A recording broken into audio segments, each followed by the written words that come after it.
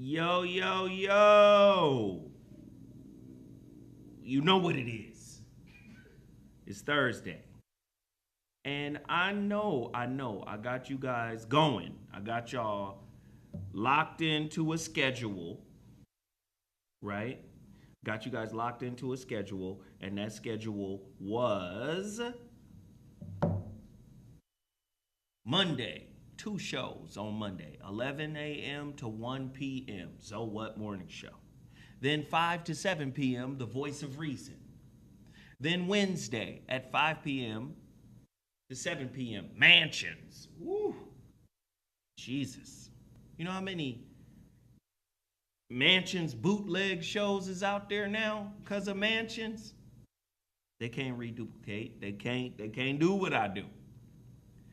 Then I said, forget it. Thursdays, we gonna do ZOLO Mansions.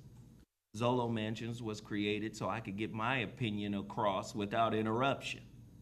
Because normally I'm facilitating the conversation. Then on Fridays, we had another Voice of Reason show. I know I got y'all on a schedule. And y'all had it tuned in, locked in like Martin on Thursday nights on Fox. I know. Here's the problem. COVID mixed with Dash. Dash Radio is still cracking. I'm still programming shows over there on 3 channels. Fight the Power Radio, or For the People, or Fuck the Popo. If you're in that mindset, I'm programming shows over there, programming live streams over there. I'm also programming shows for VOR Radio, Voice of Reason Radio, which, by the way, on the 28th of this month, will be Voice of Reason Radio's 1-year anniversary. And I'm also programming shows on the largest talk station on the Dash Radio network, Dash Talk X. A new show will be launching on that channel tomorrow. So I'm still grinding in every phase. It's just that with Dash moving and getting back up and then COVID hitting, my schedule has been a bit inclement. Please forgive us. We're trying to get back to some semblance of normality. Normalcy. For people who want to nitpick. Today, however, is a special ZOLO Mansion show. And before I even get into what the topic is going to be and who my guest is, you already know what it is. We got to promote some stuff, right? The number one thing I want you guys to really, really rally around, and I'm going to say I'm getting some good support from different people, but I think we can do much better. Let's get the numbers really, really cracking on this. It's important that we do it. ZOWhatMasterclass.com. ZOWhatMasterclass.com. Why is the ZOWhat Masterclass so dang important? See, it ties into our topic too. How you gonna have a whole, full, healthy relationship when your whole community lacks knowledge of self? If your community doesn't have knowledge of self, I'm sure your household don't. If your household don't have knowledge of self, I'm sure the individuals contained therein don't have knowledge of self. And if you don't have knowledge of self, how can you have a fulfilling relationship? Knowing who you are, knowing what your purpose is, knowing why you're here on planet Earth, all of that has been stripped from people well, not people of color, not POC, black people in America. You gotta go to ZOWhatMasterclass.com right now. It's a 4-hour class stretched over 6 days. I give us a couple of days off, right? 4-hour class stretched over 6 days, 4 modules. Each module is about roughly an hour long, right? Bunch of exercises, self-improvement toolbox, and you get lifetime access to the masterclass content. And when I go live, because it's going to be a live event, when I go live, you get to ask questions. Now, I'm not going to do a full-out coaching session for your problems, because a lot of those questions will be asked or answered in the class.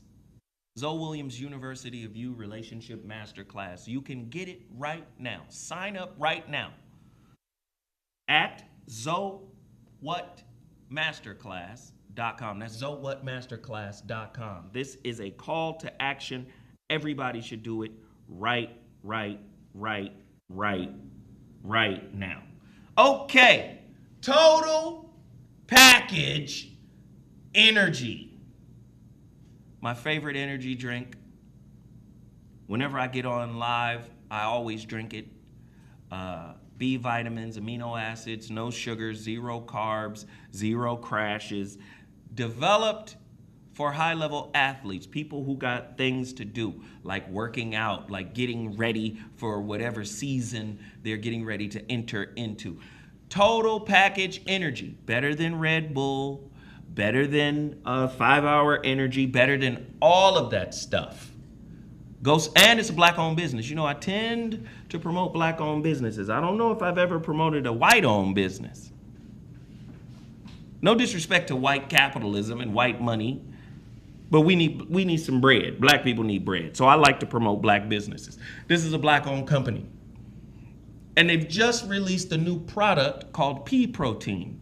Yes, from the vegetable. Pea protein. It's vegan. There's no soy. Of course, there's no sugars. There's no carbs. It's 20 grams of protein.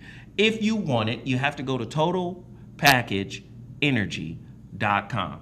This is for people who are trying to be healthy. This is for people who are trying to get their lives together. This is people who are making good use in time of the quarantine. If you got something cracking and you don't want to eat a greasy, nasty McGriddle, don't act like y'all don't be pulling over and getting McGriddles and them fries that never decay, vampire fries from McDonald's. Don't act like you don't do it. I'm asking y'all, if you got something cracking in your life, these are supplements that you can use to support whatever it is you're working on, all right? The next thing I want to promote is X-Wolf. X-Wolf, black-owned business. Yet another black-owned business. X-Wolf. This is the black version. What's that other product? Nugenics or whatever they call it?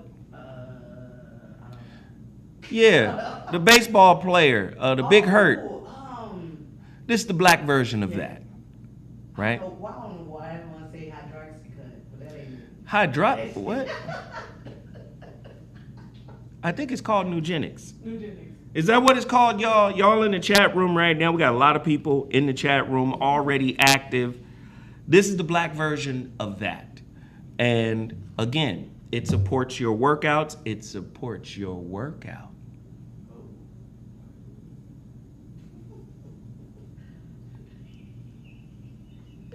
You know, a lot of y'all need support in that area. You know that area? If you don't get your soft serve self out of here, boy, you better get some of this X-Wolf. Harden up your life. Nah, X-Wolf is very good. It's a testosterone booster. Trust me, it's something you want. Most men, you don't realize how much testosterone you're leaking, especially when you get to a certain age. Yeah, Nugenics. Especially when you get to a certain age, you're leaking testosterone. So trust me, X-Wolf, do it now. xlabs.com. Check them out. X-Wolf. Check it out. Tell them Zoe Williams sent you. Hurricane report, of course. Hurricane report. Oh, you pulled it up? Boom. Wow. The Hurricane Report. Go there right now, h-report.com. Go there right now. Support this Black-owned business that specializes in alternative news sources for ADOS people. That's their description. That's what they say. Write it, take action, maintain freedom. Hurricane Report. Go do it now. Made. Oh, I don't have that. Main. Sacre. Sister out of Texas, man. Made man Soccery. Do you dig? Follow her on Instagram under the same name. Made man Soccery. Professional socks. Fly socks for the well-dressed, progressive, forward-thinking boss. Made man Soccery. All right, y'all get over there, y'all make it work. And then also terrylomax.com. If you're looking to set up a podcast, she does a course twice a week, Mondays at 1 p.m. and I think again Wednesdays at 5 p.m. a course that teaches entrepreneurs to leverage social media and personal branding and to grow their audience, make an impact, and also make an impact on their bank accounts. Please get at her right now. info@terrylomax.com if you're interested in such an endeavor. Last two things I want to promote. The Relationship Dismount, How to Stick the Landing When Exiting a Toxic Relationship, my 2015 book, workbook. We're going to come out of this workbook very heavily in the ZOLO Masterclass University of U curriculum. Also, get the follow-up to this book, The Holographic Relationship. Right? The Holographic Relationship is available in a couple of formats. You can get it if you are the digital type. You can get it from Amazon on Kindle. If you want a paperback version, I'm going to the post office tomorrow, shipping out books. The Holographic Relationship is available on my website, iamzowilliams.com. Go there now if you want your book shipped out tomorrow. Now that all this is out the way, wait. Because the dude that owns Vibration Frequency, for some reason, feels as if I don't promote Vibration Frequency enough. Now, this is a brother. I said, man, do you know how many shows I've done here? He was like, yeah, around 60. I said, do you know how many times people are rewatching and reviewing these damn shows? That's a forever commercial if I only said it once. These videos live on the internet forever if I only said it once.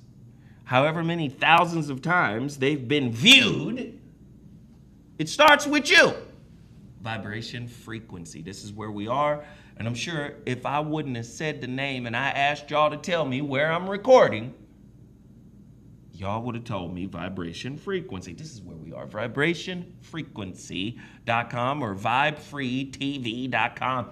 This is where we are. And then the final thing I'm going to promote is I'm going to introduce the guest because I'm rocking his gear. Do you know how royal I feel? I always knew I was royal. But when you walking around with 5,000-year-old prayers on your back, you're pretty much protected. This brother who I'm bringing on, he killed us the last time, and he's going to kill us again. Omar Buckley from Ramomar, NY, joins us today. Ramomar, Omar, what up? Yeah, my brother is in the building. Are we ready to tear down some myths? I think we like the new Mythbusters. Let's do it. Let's do it. Today's topic. Oh, before we get into the topic, Omar, where can they get your gear? When did you start creating the gear? What motivated you to create the gear? What was your inspiration, my brother?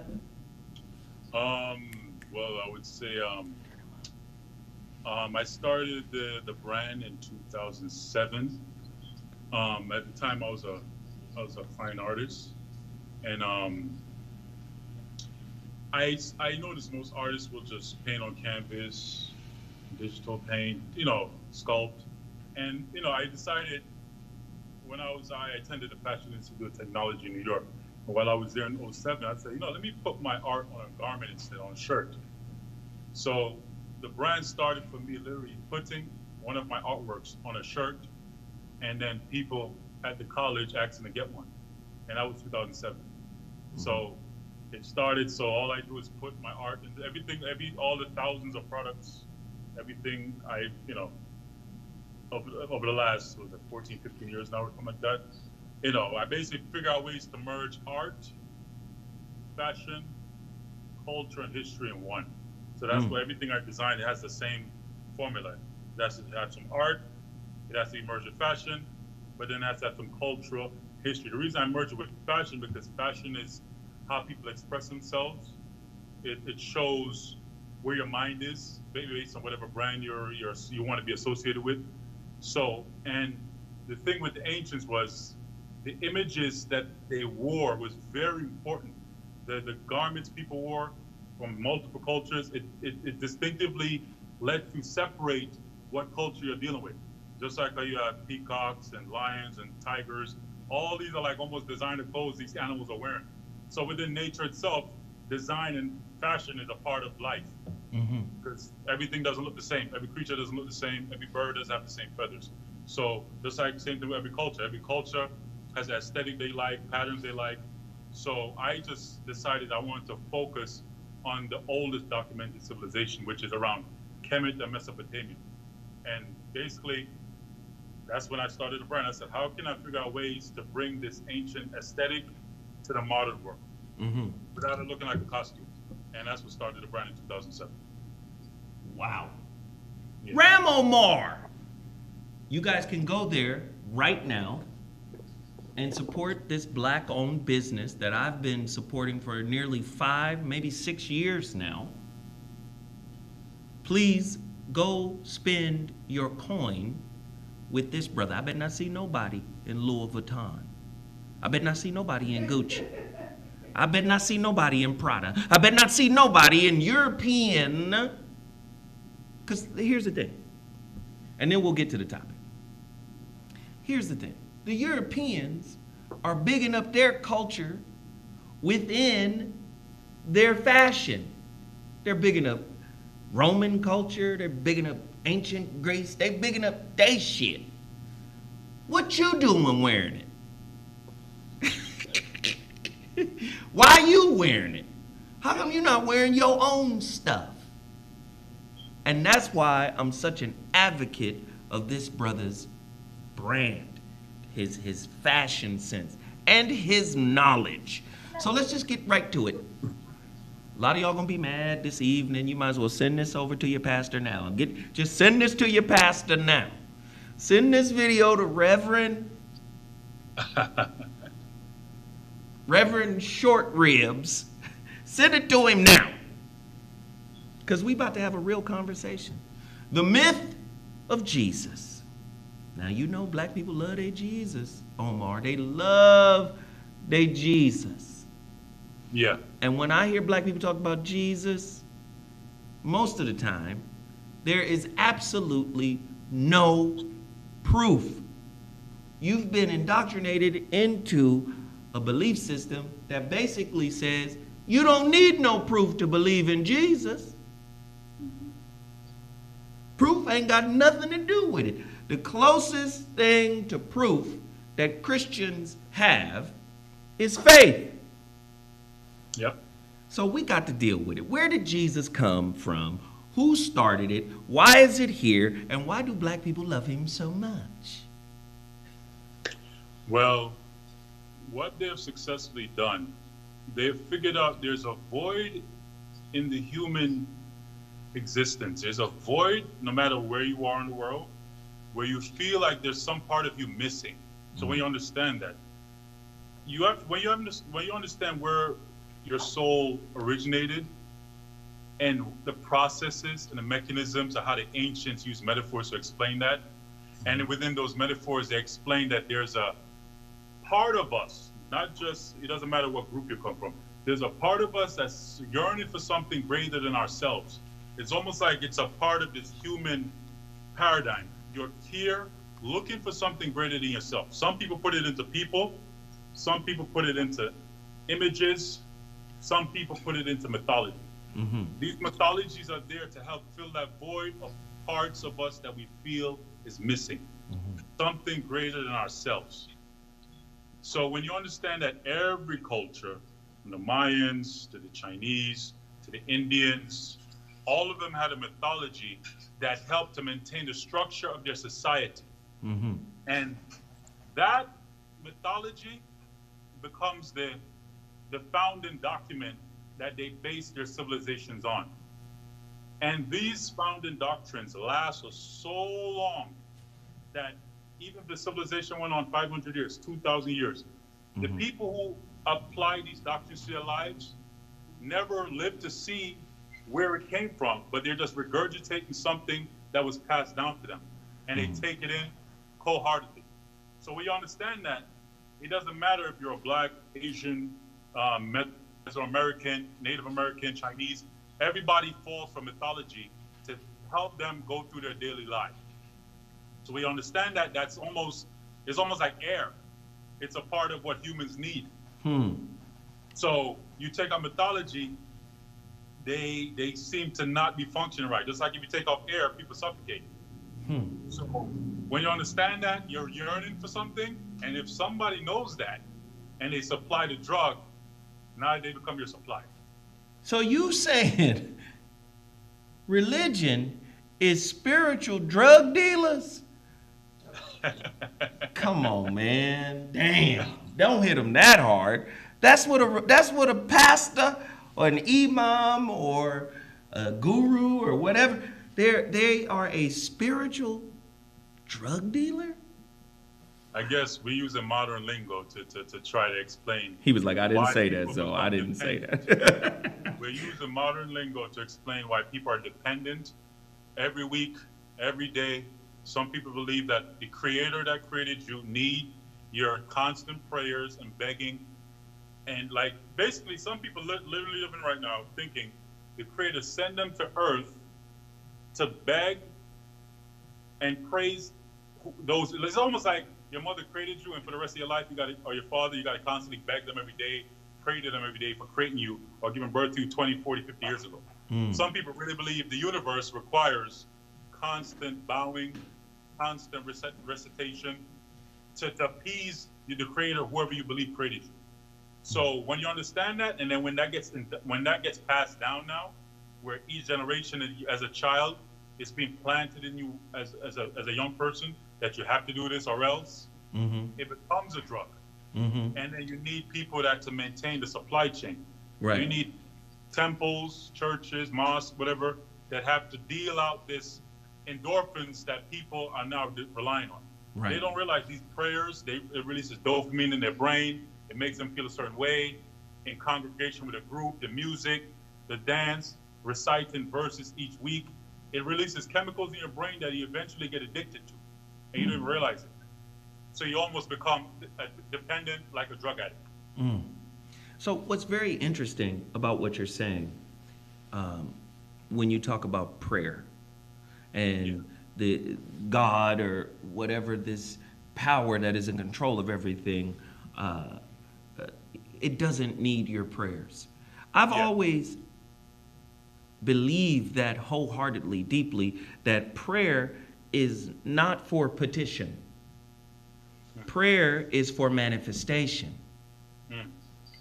Right? How did the Egyptians use prayer, the ancient Comedians? Because they had a gang of prayers, but I think their prayers were like spells. Can you talk about that? Well, what they would do is, let me just explain something to you. What the ancients observed, everything takes a formula. As I said, we're summarizing this in a short time. This is thousands of years.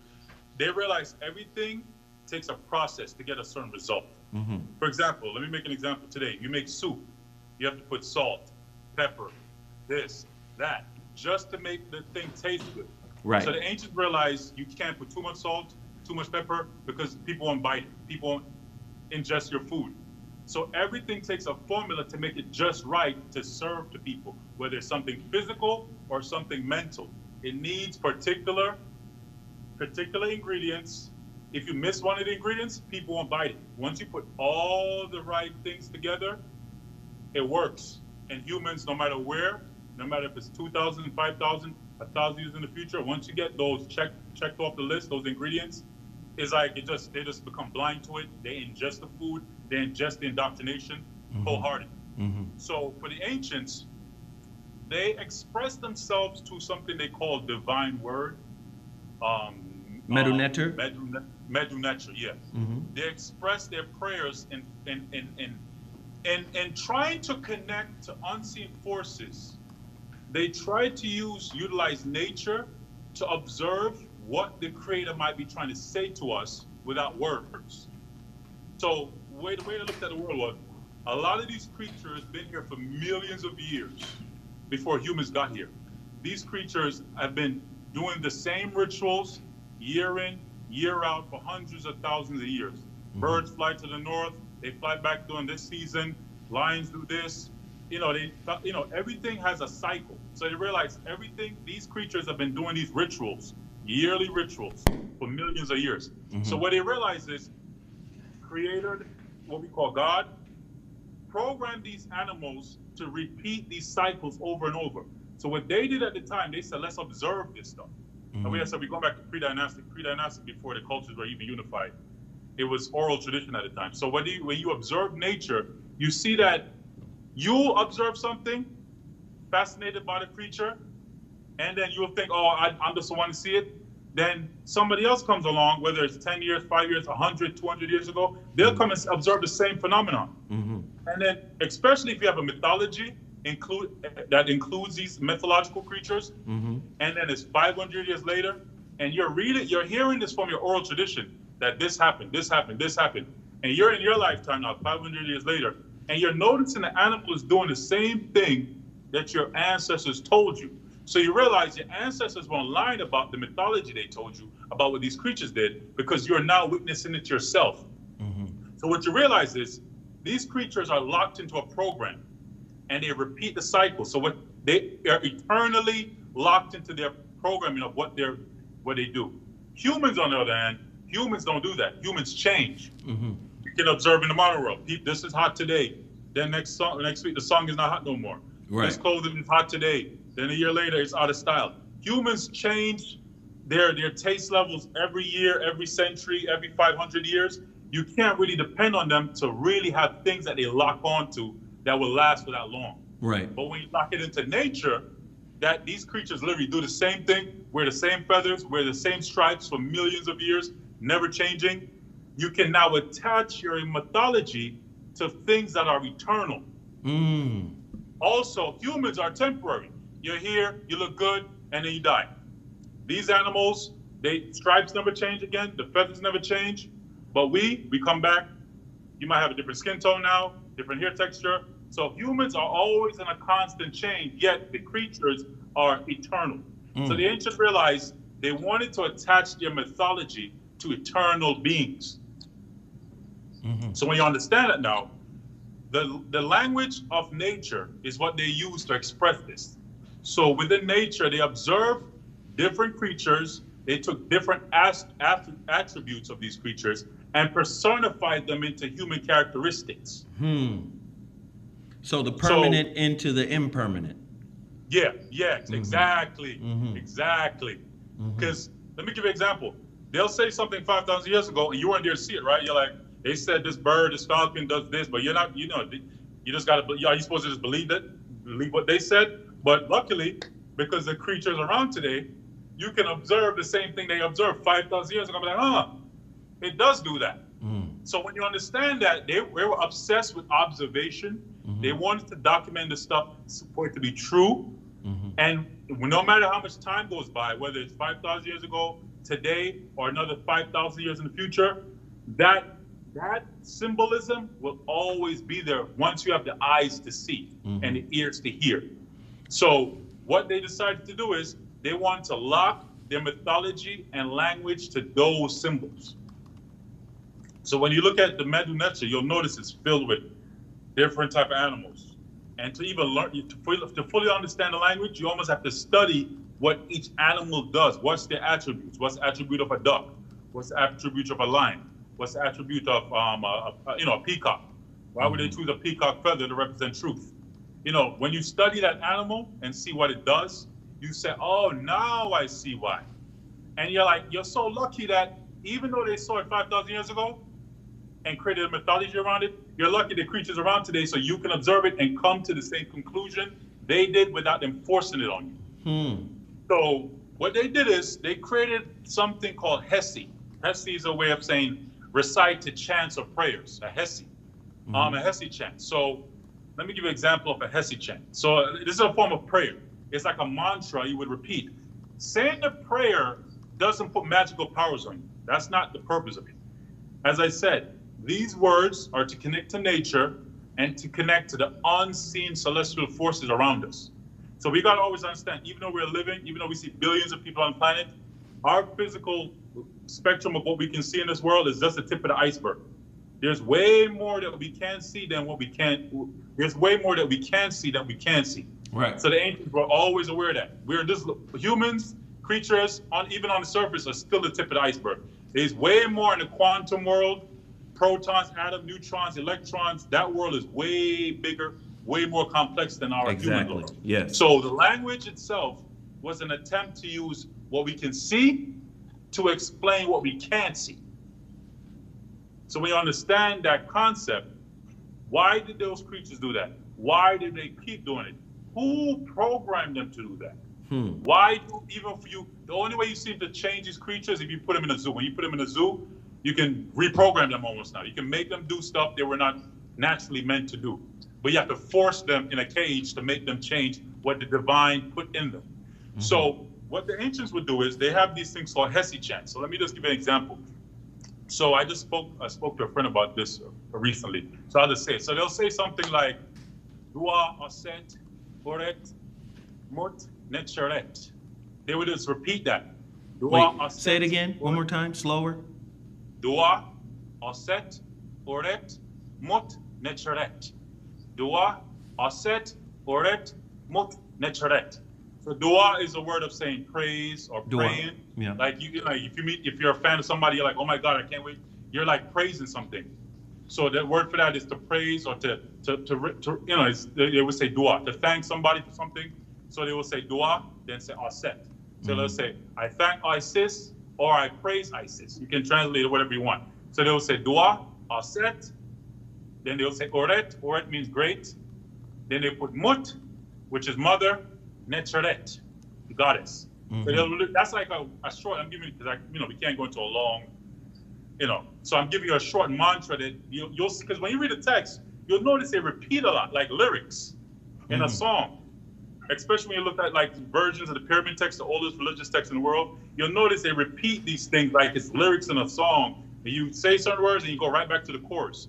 So these were called Hesi chants, and they use the divine word to express that. But again, saying the words don't mean there's some magical sprinkle dust coming on you. It's a way to get into a trance. It's a way to almost, it's a form of meditation to let the unseen forces take you over. Interesting.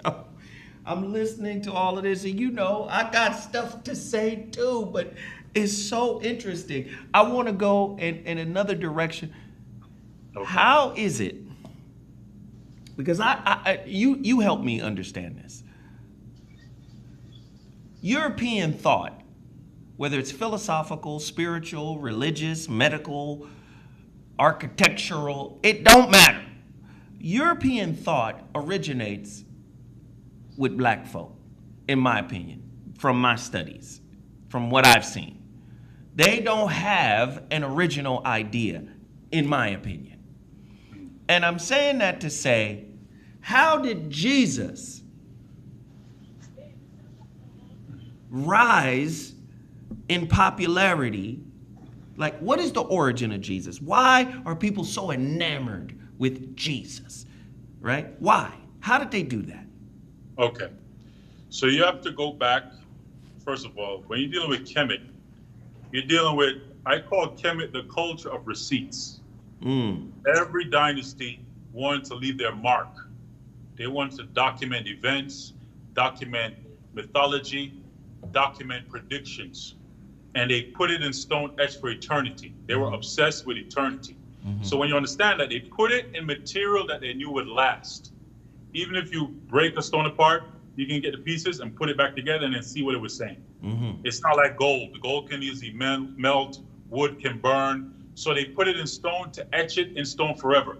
Especially when you realize stone lasts forever. When you look at mountains, those mountains are there for millions of years. Some of them look like they never move, they never change. So you take a piece of a mountain, a stone, and write something on it, you expect it also to last for eternity. So when you understand this culture, the reason this culture is important, they were the king of receipts.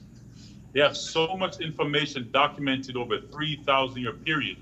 If you could read the language, with certain groups figured out later on during the Hellenistic period, you can dig from a well of knowledge going back 2,000, at the time, they were going back 2,500 years of information documented. Because remember, what we're looking at today is fragments. What we see around the museums right now is all fragments. A lot of the stuff has been broken up, burned, wooden statues gone, papyrus gone. So we're looking at crumbs. All the vast stuff you see around the world in museums is just crumbs left over. So when you understand that during that time, certain groups had access to information that goes back 2,000 something years. And when all they had to do was be trained to learn the method, to learn the divine word, the language. Once you get that, you now can tap into mythology, the mythology that was the founding principle of the civilization. You're like, what was the glue that kept this thing together for 3,000 years? That glue was the myth of Assad. The myth of Assad was the glue that kept the civilization together. And that's the oldest resurrection story in the world, correct? Yes. Talk to me about that. Yes. So the first thing we have to go over is the name itself. So I don't know if you can pull up that picture of the glyphs from the 5th dynasty, the pyramid text. Boom. There it is. I would want to put that on the screen so we can just see those glyphs real quick. It's there. So she's going to pull it up? Yeah, it's already up. Yeah, okay. So basically what you're looking at now, you're looking at an excerpt from the pyramid of Unas. Unas is a Nisut Biti from the 5th dynasty. His Merkut, or pyramid, is the first to document religious literature at that time. Previously, going back to the 4th dynasty, a lot of this religious literature was recited at the funeral of the sending off of the king. They had priests, lector priests, that would recite the whole spell, ritual, formulations at the funeral of the king himself. But when you understand that, when you're dependent on people to do it, sometimes some people pass away, sometimes things are happening in the economy that throws things off. So after the 4th dynasty, a lot of the resources that went into building those huge monuments, it wasn't there for the next dynasty. So they spent, it's almost like you can say somebody spent $1 trillion in the 100 years ago, and 100 years later, you don't have that budget. You only got $50 million budget. So the 5th dynasty couldn't afford what the 4th dynasty had. So they had to scale down. So during that time, the 5th dynasty Subitis couldn't afford lecture priests or mortuary priests. Mortuary priests were priests that even after you passed away, they maintained your cult. So for hundreds of years after you passed away, you had a chapel attached to your Merkut or pyramid. People would bring offerings to your spirit. So after kings that died 200 years ago, 200 years later, it's like you can call them fans. Their fans or followers will still show up, bring offerings, offer prayers to these deceased ancestors. So during the 5th dynasty, A lot of that was starting to go away because, as I said, economics, when you understand how economics went, the next dynasty didn't have enough resources to do what their predecessors did, so they had to scale down. So that scaling down led them to say, instead of being dependent on people reciting the text at my funeral only, let me write them within my house of eternity. So during the 5th dynasty, instead of depending on a guy to recite it, the king literally ordered this text to be written on the walls. So when you're looking at an excerpt from the pyramid text from the house of eternity of Unas. The Kemetic word for house of eternity is per-nehe. Per-nehe. Per-nehe, when you say it fast, it sounds like the word pyramid. It means house of eternity. Per-nehe. Per-nehe. So within his per-nehe, his house of eternity, he wrote these chants, like the Hesi chants I just mentioned about reciting certain verses, reciting certain words. He wrote a lot of this in stone within his house of eternity to last for eternity. So what I want the audience to look at on this particular glyph, you'll notice an L-shaped symbol in the middle. That L shape is the first glyph within the name Assad. It looks like a stair, right? Yeah, it looks like a stair. Right. But today, just think of it as the letter L. If you look at it, it literally looks like the letter L. Because that shape is going to have an influence later on.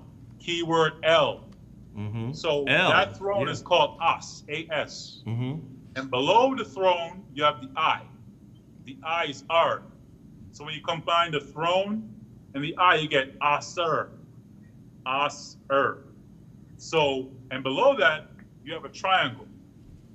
The triangle spells the glyph D. It means to give.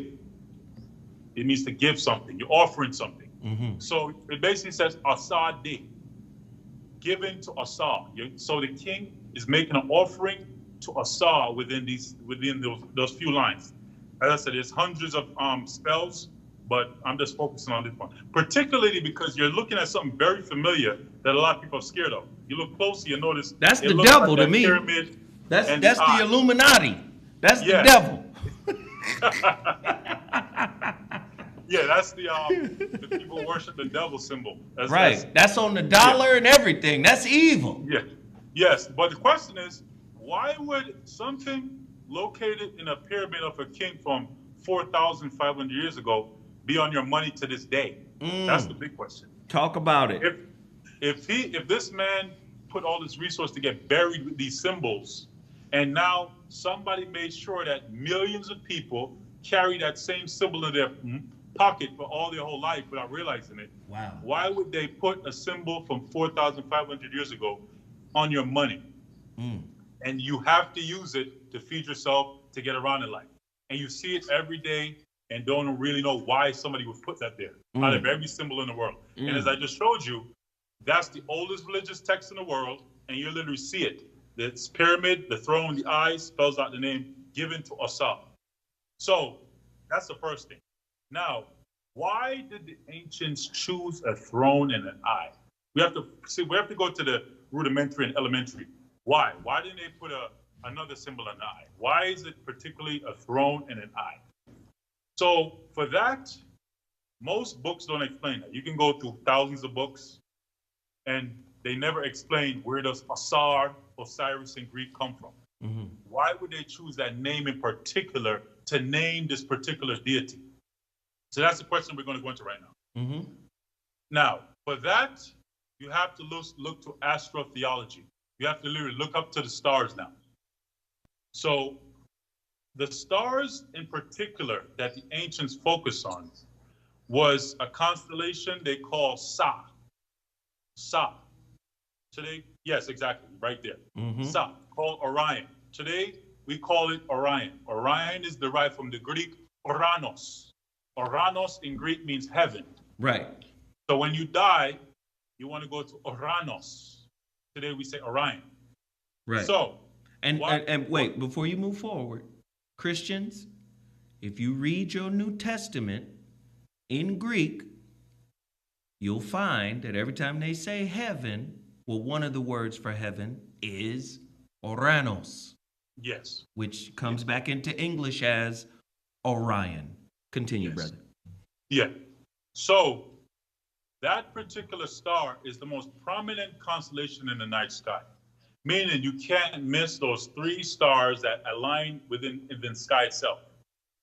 So what the ancients observe about this star system, as I said, it's not only that it's visible, it has a particular hourglass shape. They created a mythology around that particular star. What you'll notice is, that star system called a hunter later on by the Greeks, because they believed he was hunting a bull. Today we call that constellation Taurus, the bull. So this particular star system they call a hunter, and behind him is usually the other star, the dog star, Sirius. Is on his left side. It's not in this picture, but Sirius is literally behind him on the left. And they would call that the dog star. So it was a hunter with his dog. You're basically hunting a bull. So when you look at these mythologies, when you look at bull, horn deities, larger than life mythological figures with horns, it has most likely has something to do with this mythology of a man and a bull.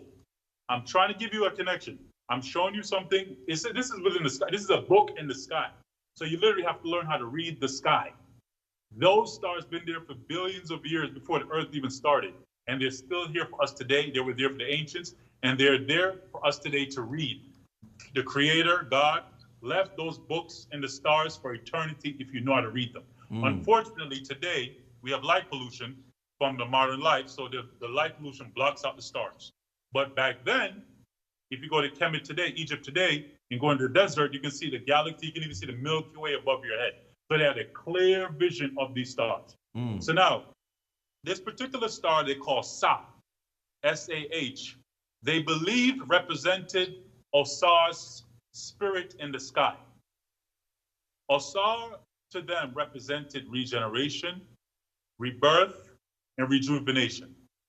And when you understand that now, it's strange that they would pick this particular star system out of all the billions of stars in the sky to attach those attributes to. Because when modern scientists today now said, let's study, they call it M42. So if you want to look up Orion, Oranos, Sa, it's called M42. Look, Google up constellation M42. Like the 42 laws of Ma'at, M42. M42, you can say Ma'at 42. Look up M42 and it will pull up Orion. Within this particular star constellation is a nebula. A nebula is somewhere where stars are reborn. It's where baby stars are reborn. So what a coincidence, the ancients knew that star had something to do with rebirth. Just like the god they believed in called Osir, who is the god of rebirth. So I can't explain to you how they knew that particular star system has something to do with rebirth, rejuvenation, but somehow they figured it out. So now, above Osir, what you'll notice is the Taurus bull. The main star that is significant within the Taurus constellation is a star in Arabic called Aldebaran. Aldebaran is the brightest star in the bull's eye. The bull's eye. That's the brightest star. It's red. It's the brightest star in that, and behind it is the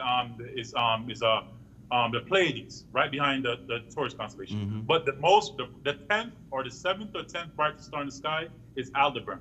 It's almost 1,000 times brighter or larger than our sun. Even though our sun is large, that star is almost 1,000 times bigger. But it's in a stage where it's about to go supernova. It's called a red giant. So it gives a reddish hue. So the bull's eye was always red to the ancients. So we understand that now. So the significant star in Orion is the 3 stars of his belt, and the significant star in Taurus is the bull's eye. So to the left of Orion, which we can't see on the screen, is the star Sirius.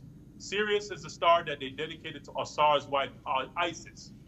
Isis, her symbol was a throne, and the throne was her symbol. It's a throne where all the kings would sit on. They all sat on the throne of Isis. Go even further into Isis and her name. Her actual name means the throne, right? Yes. So again, as I said previously, the word for the throne is As, A-S. And then when you put a T, the T denotes a feminine form.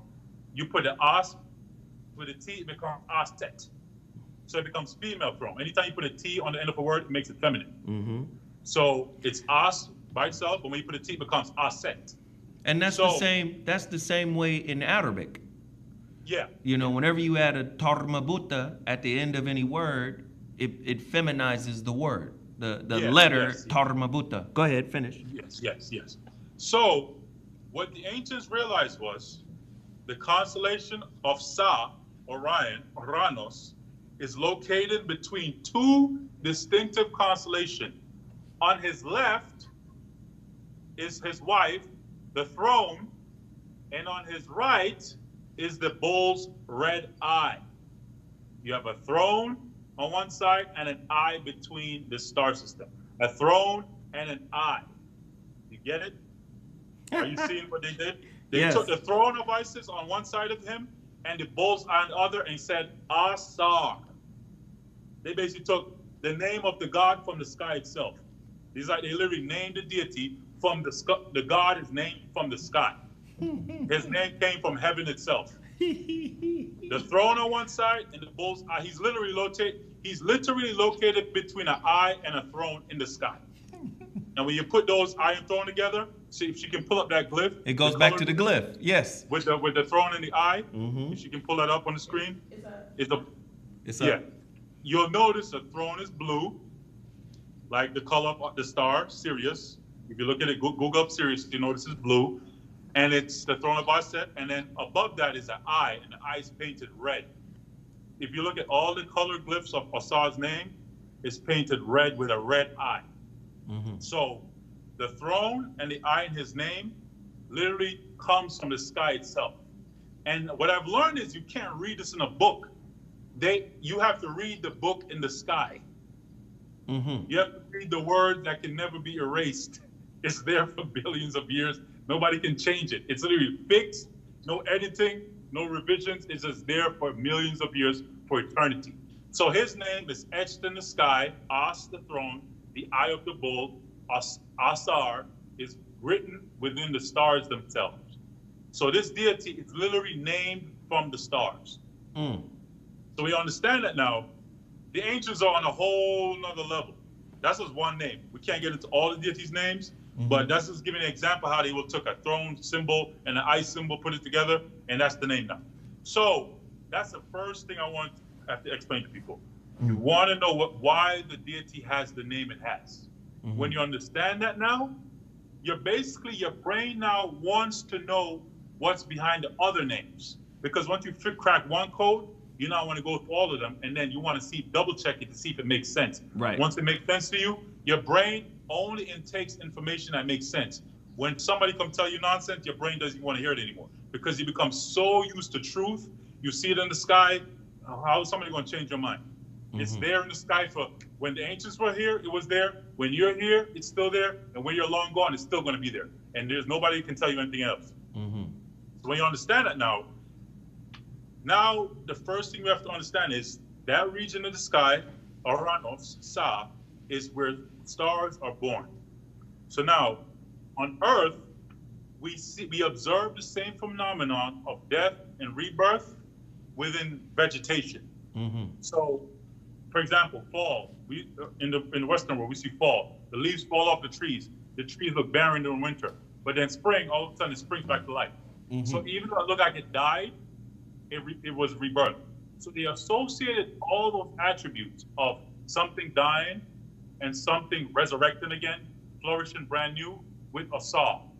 Whether it was on Earth or within the sky itself, whether in a star nebula where baby stars are reborn, or whether it's leaves on the Earth being reborn or plants being reborn. They associate those divine attributes with that principle they will call Asar. Right. What they did now is, because we're human, they had to take these principles and humanize them for humans to understand them. Because right now it sounds abstract. If you're talking about stars and grass, and it just sounds a little flaky. So what they would do is now they humanize and personify these principles into human form. Like Geb, so what they would do is, Ra, Shu, in that way. Yes. Yes. So they personified these characteristics and made them have human characteristics. They gave them human emotions, so humans can relate to their stories. Right. You have to put emotion in their story. You have to create a passion to make humans want to talk about a figure. You have to make it a tragic story. They always said bad news spread faster than good news, even up to this day. Right. You have to create a mythology, a tragic mythology now, for humans to value and want to talk about this. Right. So We have wait, to talk about the tragedy of Assad. Let me stop you real quick. I have to address something really quick. This content is too good for goofiness. Yeah. It's a lot of goofiness happening, and I need to address it. The one thing that black people lack is knowledge of self. And the people who rule the world love and hate you for the ancient knowledge that they stole from you. We have a brother on here explaining. I want to address the comment. It's important that I unfold the comment. Thank you for the comment. Said, what does this Hotep shit, how's this Hotep shit gonna get the white man off our back? Part of the reason why the white man is successful in manipulating you is because you don't know this. But he does. His Masonic orders do. Right? The people who run the world know this information. The brother just explained that you got the pyramid and the eye in your pocket as a means of taking care of yourself. Why would you come in here and not be a student? Because clearly he's talking about something you don't understand based on what you said. How is this gonna get the white man off our back? Well, the fact that you don't know it means you should be quiet.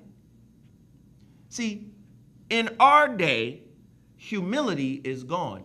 This dude would be some type of goddamn shaman or some type of priest in ancient times. Now, the difference between now and then, every fool with a microphone gets to say what he wants to say. Back in the day, you would have to shut up. Do you know Omar is in here talking? Do you know? Shut up before we go outside and stone your ass. Because this man is explaining some things that are necessary for our growth. The replacing of the knowledge of self, the demystifying of this information.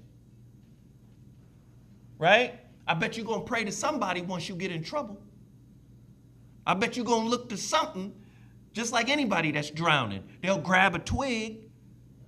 I bet you get religious as hell if you go to jail. You're going to have to pick a side, Islam, Christianity, something, in order to keep that booty hole safe. Don't come in here with that disrespect. Do you understand? This is a high-level class. If you don't know what he's talking about, get a composition notebook like you had in the 8th grade. Get a number 2 pencil and start writing some notes so you can go check the references, please. But be respectful. Now, with that said, everybody hit the like button, everybody hit the share button. As a matter of fact, my brother has a Cash App. What's the Cash App? $Ramomar. Let's all support this brother because he didn't have to be here. He is busy, right? So let's all hit the brother's Cash App. Sarah has a Cash App, @Sarah without the H. Please support her for being, huh? Oh. $Sundays with Sarah. Her the way she spells her name doesn't have an H. Sundays with Sarah. Please support. And don't forget to hit the ZOLO Masterclass for the Relationship Masterclass. Let's jump right back into it. Continue what you were saying, good brother, because this is good. Okay, so what they had to do is they had to create a mythology and a story that would interest humans, whether they are living today, 500 years in the future, or 2,000 years later. What's that mythology? Mythology is the passion of Assad. Mm-hmm. It's a tragic story that people would want to gather around to hear. This figure that was once a ruler on earth, even though these people are listening to the story, they never lived to see this person. But you gotta remember, these mythological figures, we never get to see them in real life. It's just stories. It's stories people would speak around campfire during a pre-dynastic period. During the dynastic period, when there's a unified culture and a unified language, now you have one language, one tongue. Now you can write this stuff down in one language and put it in stone forever. So we understand that now. People are drawn to tragic tales. Mm-hmm. As I said, bad news, they said, spread faster than good news. So humans somehow are just instinctively drawn to that. So the first ingredient, you have to make sure the story is a tragic story. Mm-hmm. It's almost like a fall from grace. He was good at one point, and then some bad stuff happened to him. When you understand that's a part of this formula, it has to start off good and nice and dandy, mm-hmm. but then some tragedy happened. He gets betrayed by somebody very close to him, and you basically, that stuff draws your attention more. Like, who backstabbed him? Who set him up? So mm-hmm. in the case of Assad, he's set up by Set, his own brother. And Jesus is betrayed him. And Jesus is set up by Judas. Yeah. And Anakin is set up by Palpatine. Go ahead. Yeah. So these are the stories that people pay for. They didn't even realize it. So a part of this tragedy is he's betrayed by somebody close to him, and he suffers for this. Mm-hmm. He suffers a tragic fall, a fall from grace. He ended up being murdered. Remember, this is not literal. As I said, you understand, even though they wrote it like this, it's not literal. Deities cannot die, first of all. Mm-hmm. These mythological creatures are not real. You can't stab a deity. You can't stab the air. You can't stab the sun. You can't hurt the earth god. You can't kick the earth and think the earth is going to feel it. So mm-hmm. These are mythology. This is a mythological deity. It can't die. Mm-hmm. So that's the first thing people have to understand. When you listen to these stories, it's humanizing something so larger than life. You have to bring it down to human level to make it make sense and for people to have a connection to it. Because if you said, let's look at the sun. The sun is so huge, you don't even relate to it. It can burn you. It can destroy the earth. It's so larger than life, you can't even fathom it. So they humanize these larger than life concepts so humans can pay attention, have an emotional reaction. An emotional reaction is so strong, you want to go tell people about it. Right. You want to go spread that gospel because of some tragic story. You want to go tell everybody about this story. That's a part of this formula. It needs to be so tragic, you want to spread it. Right. It needs to be spread. So when you understand that, that's the first thing. Remember, I'm just going over the ingredients you need for humans to get hooked on this drug. Right. That's basically what I'm trying to do. The ingredients in the soup, the salt, the pepper, the da-da-da to make the soup taste, so you taste it and want to get more and come back next week, come back next Sunday, and keep paying for it for the rest of your life every Sunday. There's mm-hmm. formulas that needs to be added. And if you minus one, if he was not betrayed by somebody close to him, trust me, the story would have never worked. People that heard it, oh, that's cool, and move on. But that betrayal, like, ooh, it releases a chemical, like you want to hear more now. Who betrayed him? As you said, Judas, mm-hmm. or Set. So now, another part of the story is the redemption. Mm-hmm. The redemption of this tragic figure comes through his wife. His wife, Assad. As I said, we're fast forward in the story because the story is thousands of years. I'm trying to summarize it in a pill for people to swallow. But it really takes a longer presentation. It takes more visuals to explain this. He needs redemption through his wife. So in the mythology, his wife has to find his pieces and bring him back together whole. But in the mythology, the part of him that's missing is his phallic. The part that will help him regenerate and reproduce and create regrowth and rebirth, fertility is gone. Mm-hmm. That part of him is gone. Mm-hmm. So in the mythology, she has to put him together. He's mummified. The Egyptian word for mummy is sahu, sa.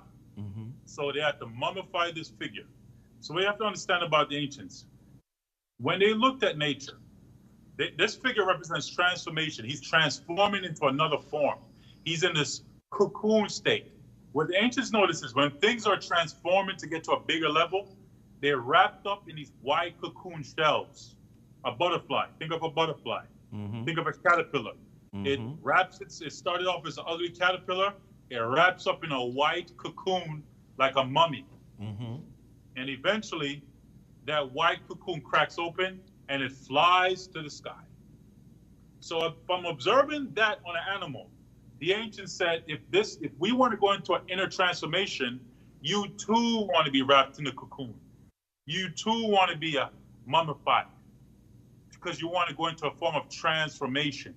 So when you look at this figure, Assad, he represents the first mummified figure. And as I just explained, the mummy is like a cocoon. You're trying to put something in a shell so it can go through a process of metamorphosis and transformation. So within the mythology, Assad becomes the first mummified figure. Now, a part of his mythology includes symbols. Now we're going to go over symbols. We went over the throne, As, the eye, Asar. Now we're going to go over another symbol of this figure. Another important symbol of this figure is called a Jed pillar. This symbol has a base, wide base, and it goes up, and it has these levels of 4 lines on the top. So that symbol is in the mythology. If you study mythology, Assad was sailing on the river, and he got trapped in a tree. Assad had found him within a tree. So when you understand the mythology now, as I'm summarizing it, they're saying Assad was found within a tree, within the myth. If you can look deeper, and you can find that part of the mythology. So that tree becomes something that the ancients will call a Jed. When you look at a Jed, it has a wide base, it goes up.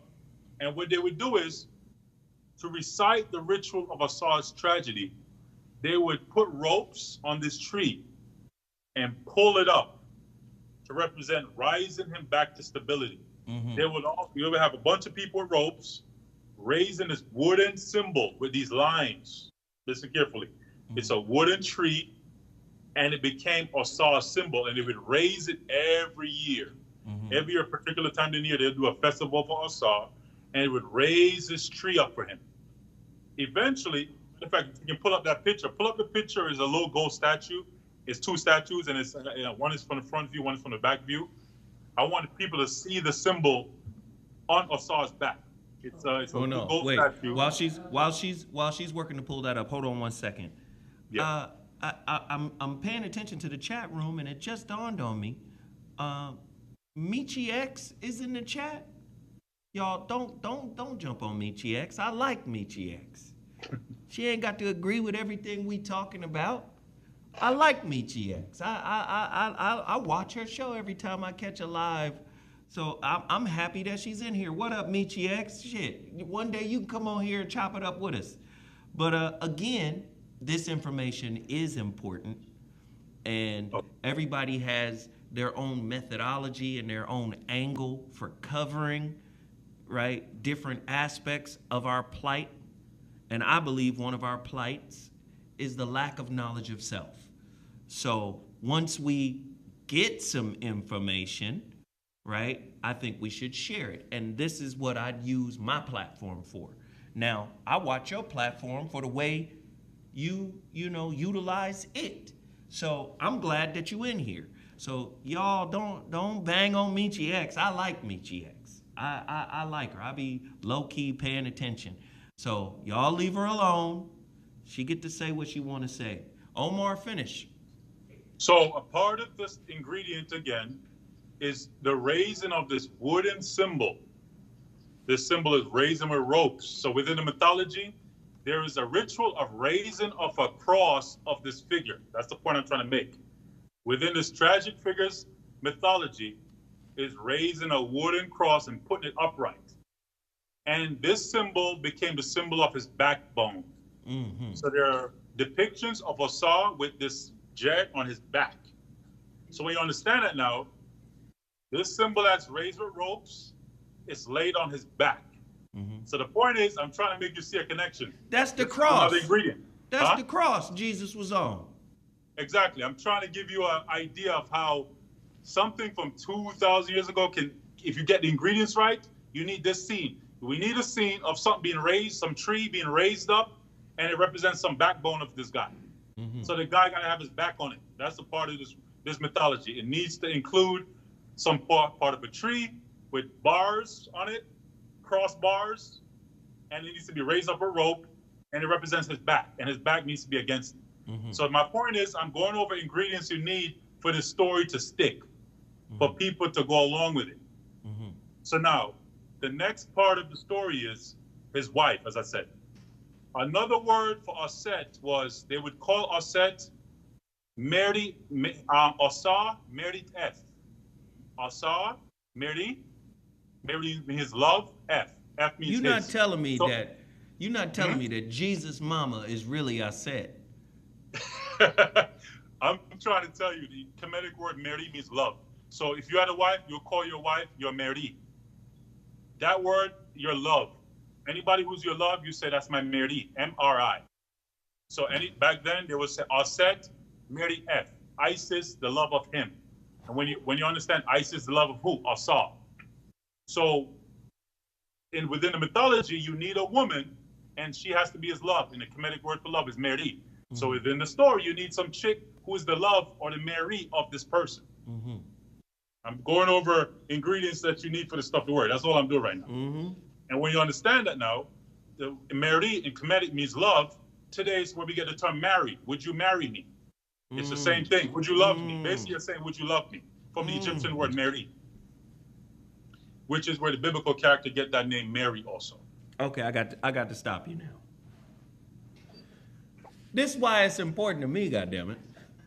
Do you know how many billions of dollars we done spent on Christianity because they done pimped our sympathies and emotions for the greatest story ever told? You know how much money the churches make? Because we think we are involved in a spiritual insurance transaction. Well, if this shit is true, I want to be on the books as having believed and participated in it. This is Geico for Christians. This is Christian Geico. This is Christian farmers insurance, spiritual insurance. They just took an ancient story and remixed it and fed it back to you. Now, this goes back to what the brother was talking about in the previous discussion. They took it out of your language, which has a power. There's a power in speaking in your own voice, right? Mm-hmm. There's a power with speaking in your authentic, original voice. Mm-hmm. So now I'm going to take your voice out of your story and I'm going to remix it and put your original story in my voice and then teach it back to you. Mm-hmm. Now, instead of speaking your story in the voice of a lion, you're going to speak my remix of your story in the voice of a wolf. Mm-hmm. Or in the voice of a coyote or some shit. Yeah. Right? You're a lion speaking coyote on a spiritual level. Now, he mentioned earlier a book called the Metu Neter. Mm-hmm. Now, the Metu Neter, people have different divine word or word of God. People have different interpretations of it. But I do know words have power. Words cast spells. Words, if not spoken in your tongue, with your authentic voice, can become traps, can become like a type of prison. Yeah. Now, Korzybski, I mentioned him in our last talk.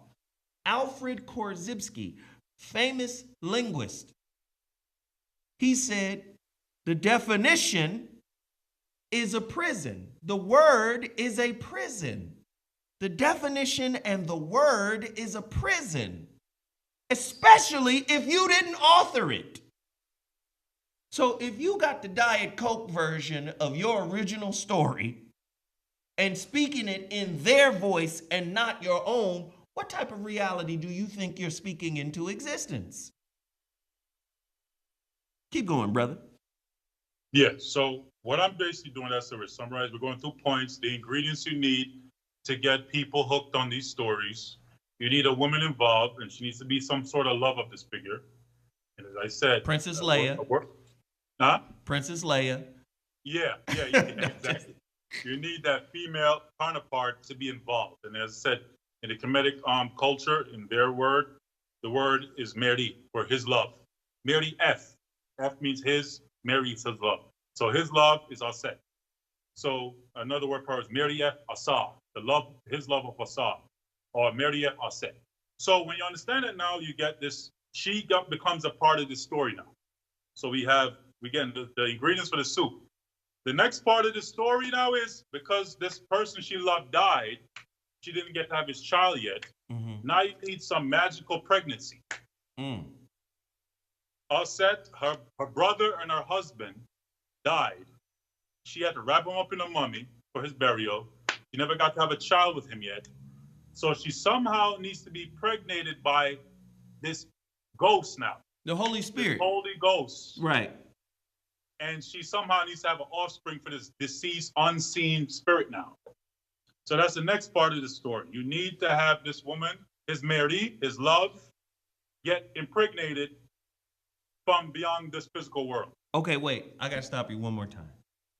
What was Anakin's mama name again? Shuri, or something like that, right? Yeah. Not Mary, but Shuri.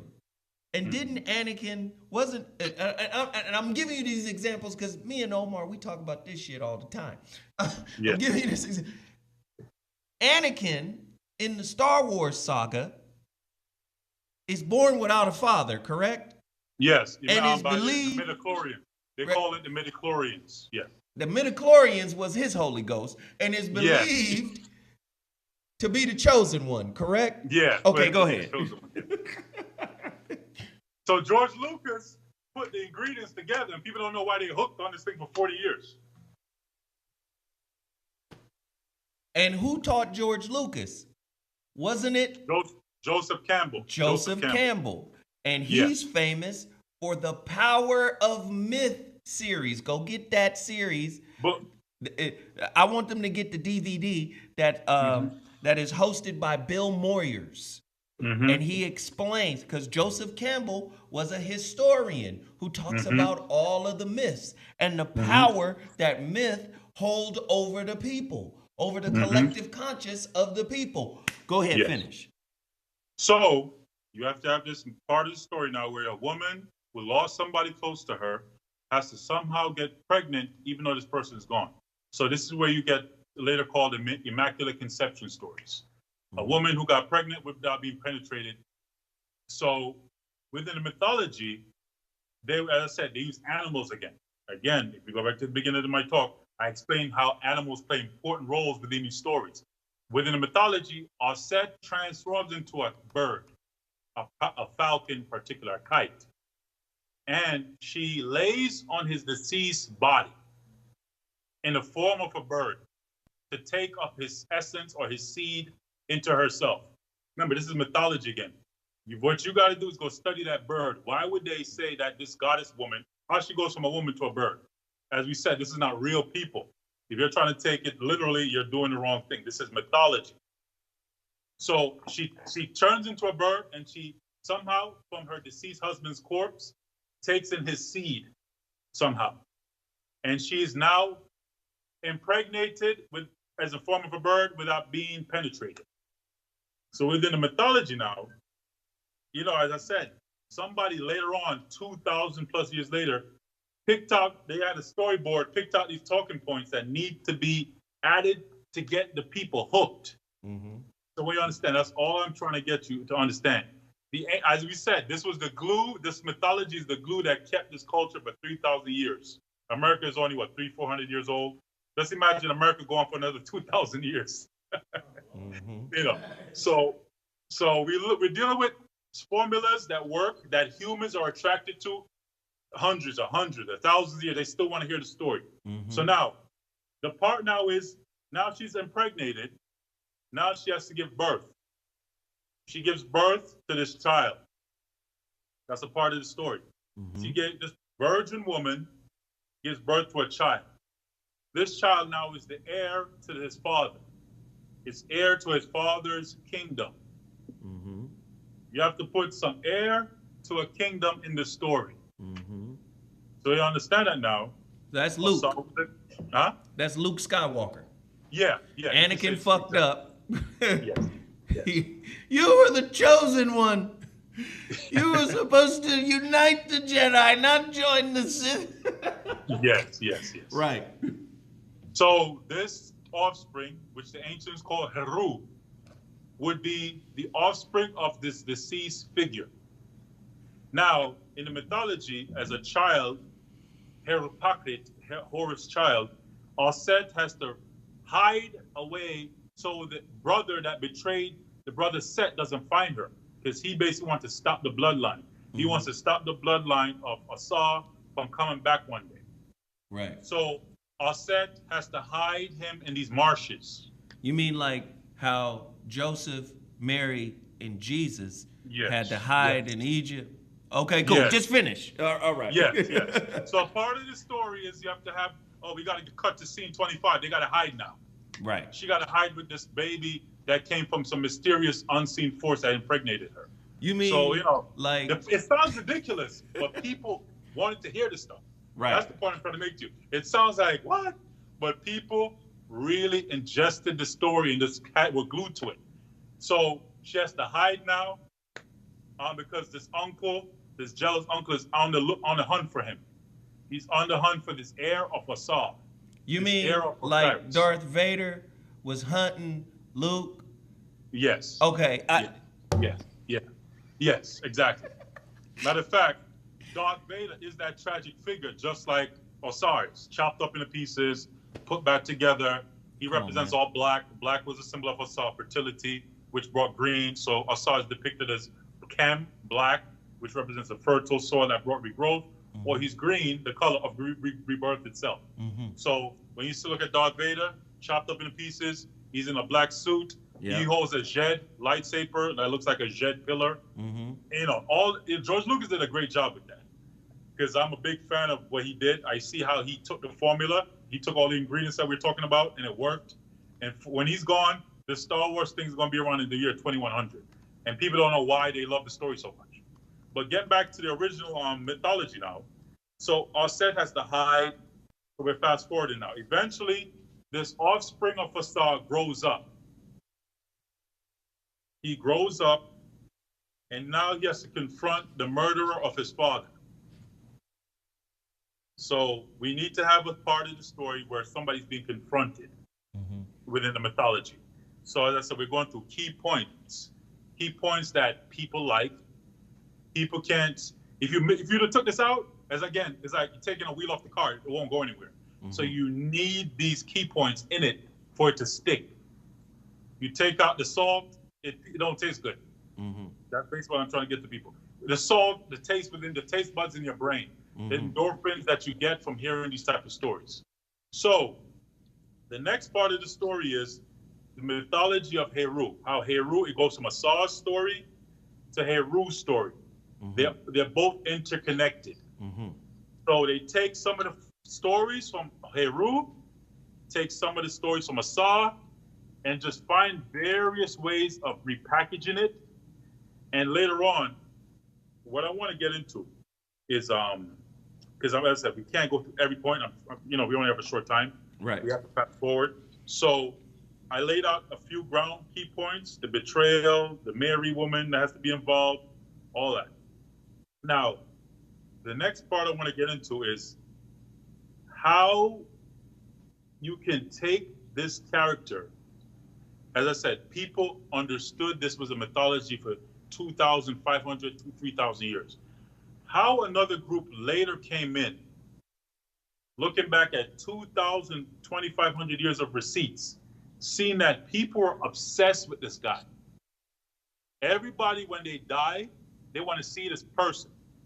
So a part of the mythology of this figure is you won't see him till you're died. So you'll never get to see this person in the physical flesh, in the physical world. You're going to meet him in a kingdom. They would say the kingdom of Assad. in the sky. Oranos. Oranos. Yes. Exactly.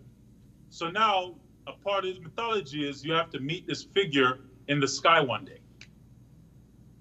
That's another formula. So out of all the story ended, y'all. We got to meet him when we die now. That's the next part, chapter 25 or whatever it is now. Mm-hmm. Now this same story going on. Now after you die, you're supposedly going to meet him, and it was depicted that way. Mm-hmm. Every Isubiti, when they transitioned, they would depict themselves being judged by Assad at the end of their life. So you'll see within the tombs of the various pharaohs, within Tutankhamun, the tomb of Seti, you'll notice all of them in the end have to be confronted and have to give an offering of ma'at to this figure, just to come in the presence of this green man at the end of your life. After you passed away, you're going to be judged by him. So the time of judgment will be coming upon you. So this is another, you have to put judgment in the story also. Right. Assad is the judge that judges you. If you get, as I said, these are just parts, key words. Now you have to be, there's judgment upon you one day. And that's the feather and the heart, right? The feather and the heart and the scales, correct? Yes, exactly. Yes. Yeah. So we're just moving around, just showing you key things that existed previously, the final judgment, confronting this figure. You only can see him after you've transitioned to the next world. Mm-hmm. So that means you'll never get to see this figure, no matter how much they say they are coming back. He's coming back one day. And what you'll do is, what they do is now, for you to join this figure, to join him one day, you have to believe in him. You have to intake his tragedy within yourself. Mm-hmm. You almost can say that Assad died for you almost. It's like his death gives you life. His death gives you longevity life, eternal life. When you look at the name of Assad, they call him the Lord of Eternity. Assad, Neb Nehe. Assad, Neb means Lord, Nehe, of eternity. So if you believe in him, he will give you eternity. Mm-hmm. So you'll live forever and ever in his name. Mm-hmm. Look at that. I'm just giving you key words here. If you hear this stuff later on. Look at that. So hey, let me hit him with a couple of books. Joseph Campbell books that you should go get. And the reason why I'm choosing Joseph Campbell for this particular conversation, listen to the title of this book I'm about to give you. The hero, because we all know Heru was the hero, the hero of 1,000 faces, the collected works of Joseph Campbell. You should get that book. Or if you don't want to do the collected works, try The Power of Myth with Bill Moyers. This is Joseph Campbell, The Power of Myth. George Lucas is actually in this DVD series, The Power of Myth, by Joseph Campbell and Bill Moyers. Or if you're a book reader like me, get The Hero's Journey. And a lot of what Omar is outlining right now, you got to be sold the story in order to get on board. He done gave you the ingredients for the story. The hero, the tragic rise, or the rise and then the tragic fall, some kind of mysticism, the woman, Trinity, Trinity for Neo. Yeah. You understand? He doesn't believe he's the one. And then he starts to believe, faith, and then he becomes the one. He starts acting like the one, right? And then, hey, there's going to be a sacrifice. It's either going to be you or Morpheus. Oh, but then Neo dies, but is resurrected by the woman. Yeah. Do you see? The reason why I'm telling you to read these books, The Hero with 1,000 Faces, is because you've been sold the same story, just remixed every single time. And you fall for it every single time. Yes. What story have you written? What story are you the author of? You're a people here without a story. Then you wonder why your relationships ain't worth nothing. Then you wonder why you're dependent, right, on an oppressive society, because the new pyramids are the buildings, right? The skyscrapers. The new monuments, the new temples are built by corporate America, correct? Yeah, yes. And how do you become a savior of your family? You got to go to school. You got to get a job. You got to get a family, you got to get a wife, you got to take care of them. It's the same story. You sacrifice yourself for mediocrity, for fitting in. But you're fitting into a story that you're not the author of. How do we break the spell? How do we break that spell, that ghost spell? How do we break that, bro?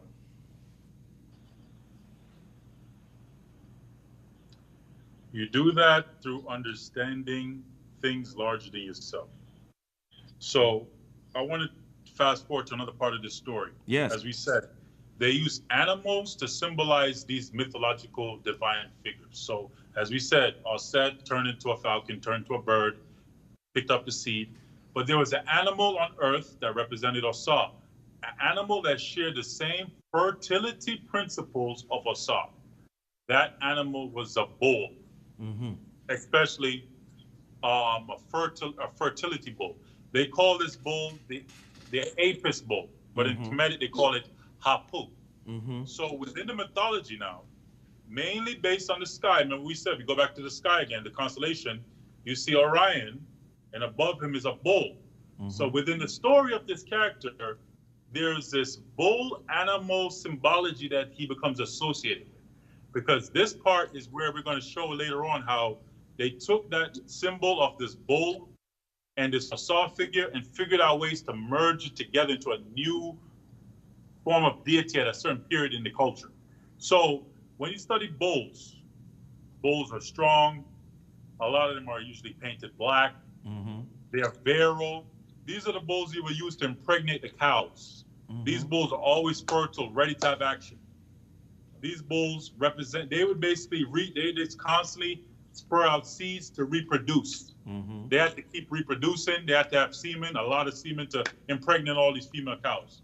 So when you study that now, as I said, Assad is the god of regeneration, of fertility. So the animal that became the epitome of fertility on earth was the bull. So Assad became associated with the bull. So we understand that now. As I said, and within the stars itself, you see the bull above his head in the sky. And these are the same, the bull horns are the same horns that Beyonce had on in the video, correct? No, that's the female cow. That's the female. That's a different bull. This is the male one. This is the male fertility bull. So the female bull, let me get it right, is a cow. Het Heru, right? That's Het Heru. Right? Female is a cow, yeah. Right, Het The male Heru. is a bull. Right? Is that the name, Het Heru? Yeah, Het Heru is a female cow, yes. Exactly, go ahead. Yeah. So this bull was called the Apis bull. So within mythology, if you can pull up the glyphs, there's a few glyphs with a bull in it. I just want to show the picture. That's the hieroglyph? No, the actual hieroglyph. There's a hieroglyph of like a hieroglyph with the bull in it. In the glyphs. So I just want to show people where the bull and Osiris's name became associated. So I want to show the glyphs where it literally shows the bull right there. Yeah. So if you can widen that shot so people can see the full image, go back to the other one. Yeah. Yeah. So what you'll notice is they associate deceased people with the bull because you want to be fertilized for regeneration and rebirth. There you go. Yeah. You want to be fertilized with regeneration and rebirth. Now, when you look at that bull, I want you to look in front of it. You'll see that throne again. Yeah. The throne and the eye. The Assad. So again, in front of that bull, you see Assad's name. And below that, you see Hapu. Assad, Hapu. Assad and the Apis bull are associated with each other. That's all I'm trying to show you in this glyph. This glyph was done during the New Kingdom. So, and you see upon this figure is a deceased person in a coffin. on the back of a bull. And on top of the person, you see a little grass growing out of them. Right. If you look on the top of the coffee, you see little flakes flaking up. It represents that growth, that regeneration, that rebirth. Because also bull, their manure from their feces was used to fertilize the land also. So bull manure brought new growth. It brought rebirth to the land. So when you understand this, I'm just showing you the connections the ancients themselves associated. So we understand that now. A bull and a saw were almost synonymous. The earthly representation of this mythology of this figure is a bull. So every king, if you read their names, their titles, they always put strong bull in their names. And as I'm showing you, that bull is associated with a saw. You want to be fertile. You want to be virile. So now, as I just showed you, you have the Assad, the name, the throne, the L shape again, that L, and the I right below it. It says Assad and it says Apis. So fast forwarding now, I just want to make that groundwork. Later on now, you had the Hyksos invasion. You had the Hyksos being kicked out. Then later on, you have invasions of the sea people. So you have battles at seas. Remember, I'm learning fast forward through stories. You have stories in Egypt about people being evicted and exodus happening to a certain group of people. So that's another story, another time, but we're fast forwarding now. The next thing you know, you have the end of the Bronze Age, the sea people. Pharaohs are battling at sea, chariots, warships at sea. So within this long history, you're reading about stories about battles at seas of waters being parted and people drowning in waters. You're hearing mythology about this, about a pharaoh that had to go out to battle people at the sea. So when you see stories about parting of waters and people drowning, you shouldn't be surprised that somebody took that from somewhere and figured out a way to repackage it later on. So now, then you had the Persian invasions. And then after the Persians, Alexander defeated Darius and took over Kemet. When Alexander came in, it started the Hellenistic period. So now that's the point I want to get into now. So what they did, by the time the Greeks came in, you remember, they ruled for 300 years. Kemet was already 2,700 years old already. So by the time the Greeks came in and took over the country, they had 2,700 years worth of information to look back on, to pick from. History. So what they did, what the linchpin of what the Greeks did, they founded their capital in the north, today called Alexandria. They didn't want to go through the entire country to gather this information. What they wanted is they wanted to have easy access at their fingertips. They wanted to have easy access of this mythology. They didn't want to have to go to Memphis, to go to Saqqara, go to Abydos, like the ancients did. And the ancients had pilgrimages, like going to Mecca, to different temples for festival. The Greeks didn't want that. They wanted to have easy access. So what they did is they built a library. What they ordered the scribes to do is to go around all these temples, copy all these texts, and put them on scrolls and bring them up here to the north. The tragedy of that is, what you have done is, you've given other people easy access to divine information. When you spend a lot of money paying people to copy a bunch of information, then bring it all up to one place, now you ain't got to go all over the country. You can just come to one building now and read all this type of mythology. Right. You don't have to go to Memphis to read about Ptah. You don't have to go to Abydos to read about Assad. You don't have to go to Hierapolis to read about Heru. Now, the Greeks wanted easy like Google. They wanted a Google that they can get quick access and find information quick. And they created a library at Alexandria. The library had over 1 million scrolls.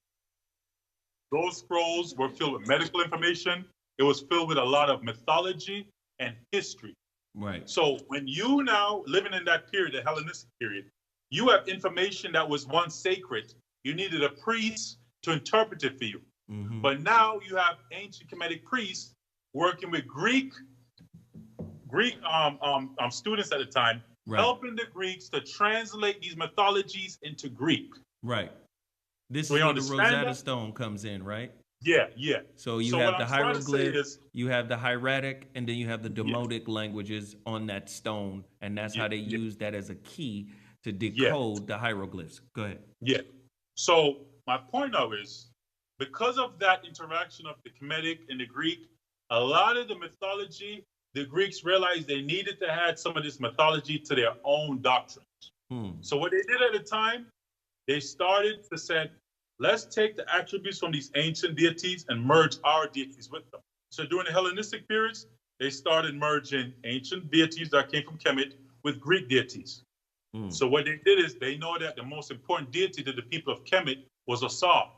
Assad was the most important because his story was the backbone. He's the founder of the civilization. He's the first king that all the kings modeled themselves after. So they had to figure out a way to incorporate his mythology with their deities. So what they did during the Hellenistic period, they took that mythology of Assad that they were able to copy, and this is where the Coptic came in. Coptic basically means copy. People were able to now have easy access. It's like you translate it from Metanetra to Greek. You can now take this back to Greece, take it throughout the Mediterranean, and type of spread this information. So certain groups from Canaan was able to infiltrate and get access to this. They interacted with the people from Canaanite and Phoenicia, where today what we would say near modern Israel. These people were during the Hellenistic period, they had access to this type of library and information. So what they were able to do is they were able to, again, take the mythology that they have learned from Kemet, the mythology that works, the mythology that gets people hooked for life until their afterlife. Damn near the story keeps you till you die. They now can figure out ways to repackage this story. The Canaanite so they can do the Phoenicians, same thing. Yeah. You know what you're describing right now. Yeah. Do you know what you're describing? In modern times, in modern terms, you know what you're describing? What? The movie, the Denzel movie, The Book of Eli. Because that's what the character Gary Oldman wanted the book for. He knew that those people would be controlled by the book that he was trying to get from Denzel. Yeah. See, this goes back to the Joseph Campbell, the hero of 1,000 faces. Yes. Again, it's the same story, just told in creative different ways. Let me just say a couple more things and throw it right back to you. It's the same principle in music. In music, you got 12 notes. That's it. Now, why does Prince's 12 notes sound different than Michael Jackson's 12 notes? Still based on the same principle, the same 12 notes. But what you do with those 12 notes, how you arrange those 12 notes, this is what they're doing with the same ancient story. They're taking the same notes and rearranging them. Yes. And it still has the same effect. Prince affect people just like Mike affect people. People was tripping out over those two people. Yes. But they still using the same 12 notes. Finish your thought, brother. So during this period, remember, this is a 300-year period, damn near the length of America. The Greeks had access to all this information. They had access to the mythology. The Ptolemies ruled. They could merge their deities with the Kemetic deities. And they were trying to create a Mediterranean empire. So they said, let's merge the ancient Greek deities with these African ones. So what they did is they took Assad, they took the myth of Assad. They said, first of all, Assad and this bull mythology, we're going to merge it.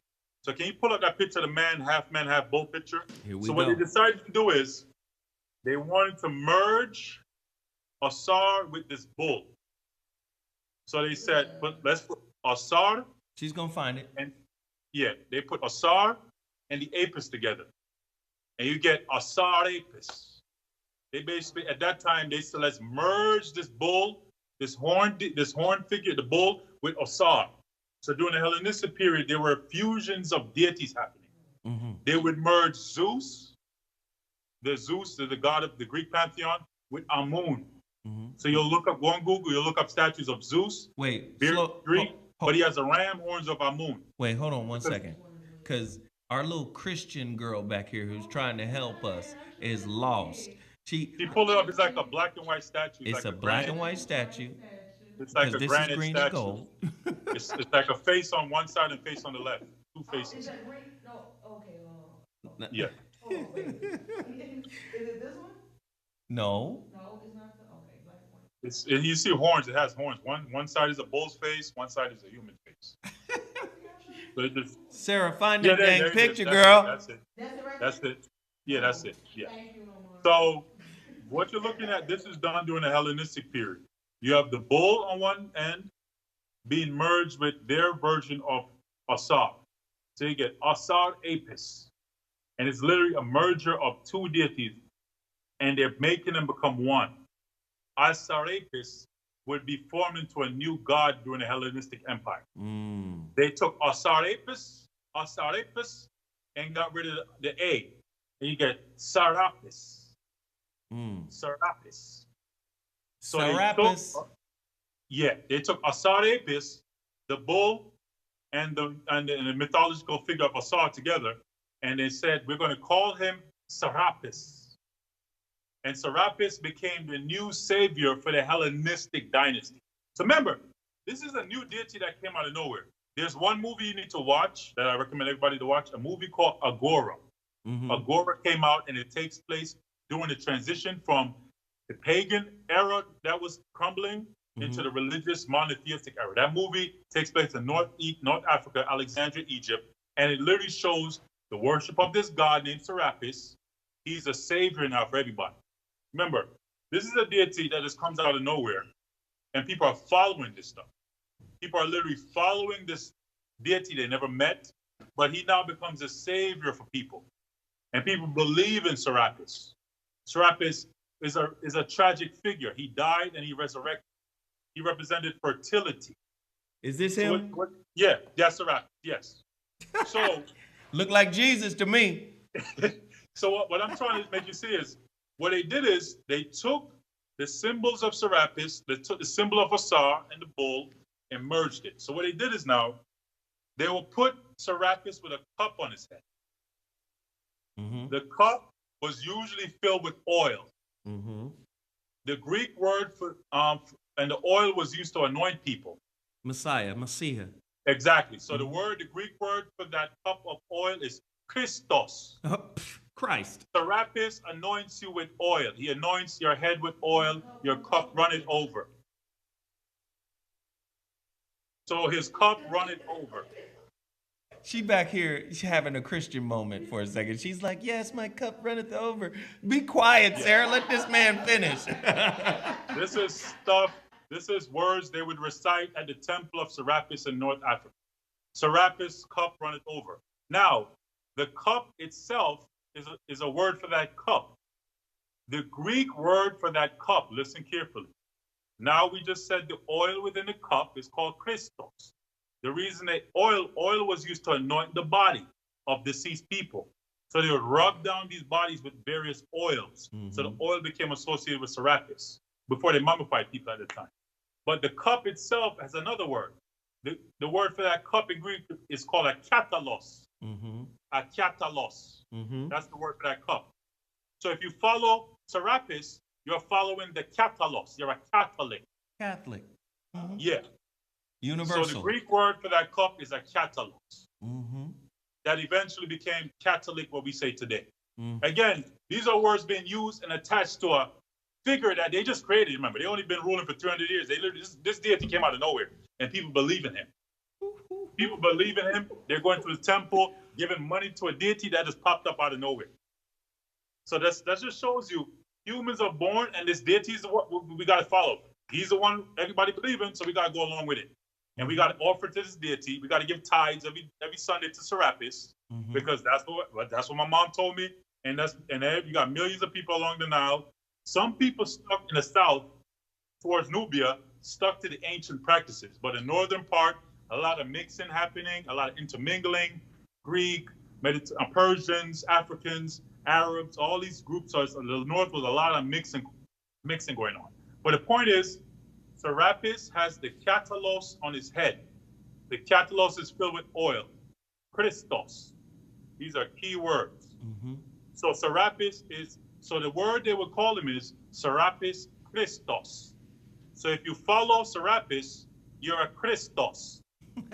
Christos eventually became Christian.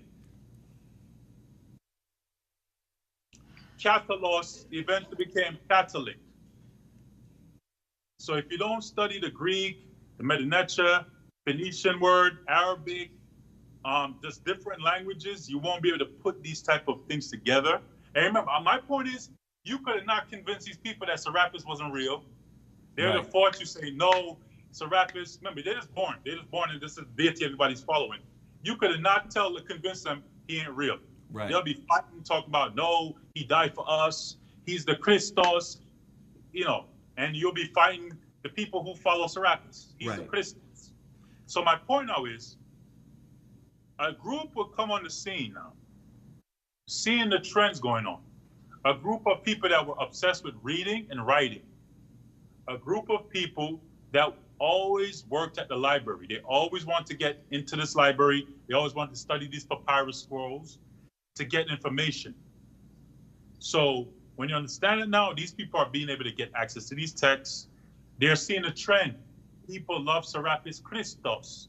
Serapis is the popular god at this time. Everybody's bringing offerings to the priests of Serapis. The priests of Serapis are getting wealthy off this god that just came out of nowhere. Mm-hmm. That's the next point. So you can get wealthy off these religions, it seems.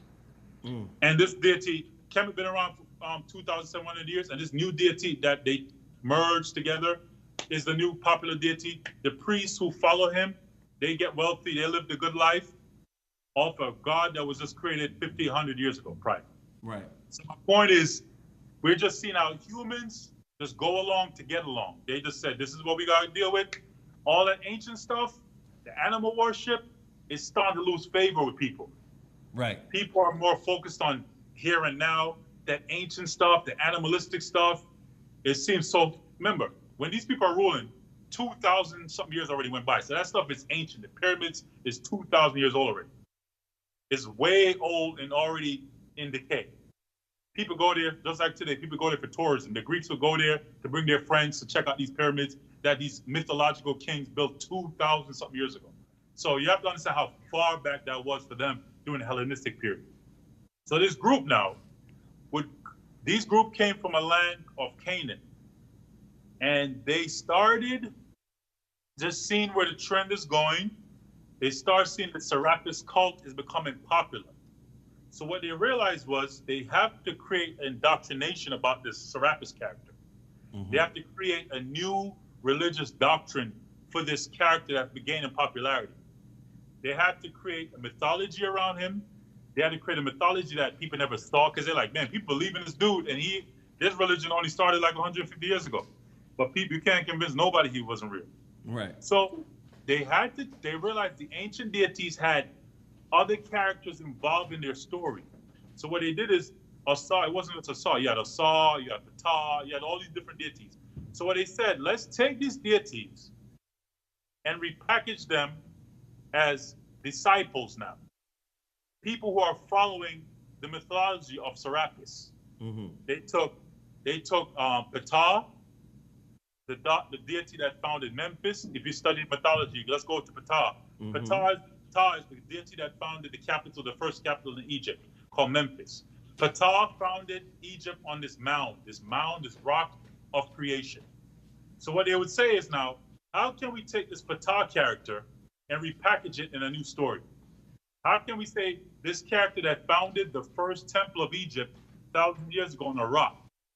So they said, okay, let's repackage this character and create a whole story around him, include him in this mythological character's life. Mm-hmm. And we'll say that his name is not Ptah anymore. We'll say his name is Peter. Keep going. And Peter will found a church just like Ptah founded the temple. Mm. But Ptah is fake though. But Peter is real. That's the point. That's the point they're trying to get to people.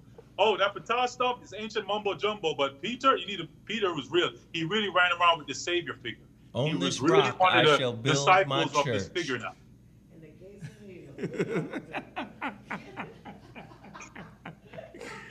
of hell. Now, wait. I'm just giving examples. Yes, and I'm summarizing this. It takes way more time to explain this than this 2 hours. Right. But I'm just giving you examples how it went from a deity from thousands of years ago, and now they found a way to repackage it. Repackage all these other gods that were associated and turn them into disciples and angels and all this. Right. They just said, let's make them earthly so people can relate to them. Let's say this person did this person did that. This person saw him do this. Right. He did this miracle over here. He went up the hill and fed people over there. Right. So it's like so look, you can't give them too much more. Just let's hold on 1 second. Yeah. Everybody gotta go to Ramomar's Cash App. Y'all gotta do that. For this information, the way it got broke down, the way it was broken down is key. Right? Listen, do you know how important it is to unravel the myth that you've been indoctrinated, conditioned to believe is true? You got to remember the way the human consciousness works. We have a nervous system, and everything in that nervous system is based on our beliefs. Krishnamurti said it is the content of your consciousness that creates your reality. So whatever the thinker thinks, the prover will prove. Ask yourself a question.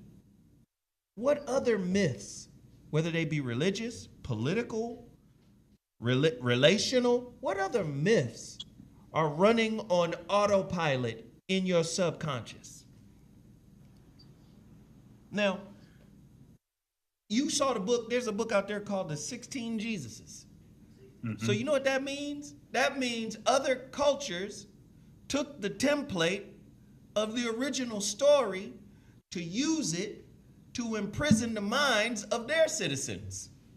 Whether it's Mithra, whether it's Dionysus, whatever, right? So now you got a whole movement of locking people into a story you didn't author. I'm asking everybody in here to show your appreciation for this brother, for spending his time and sharing. Go to his website. What's the website? Buy some clothes.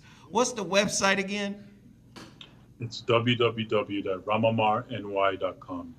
RAMOMARNY.com.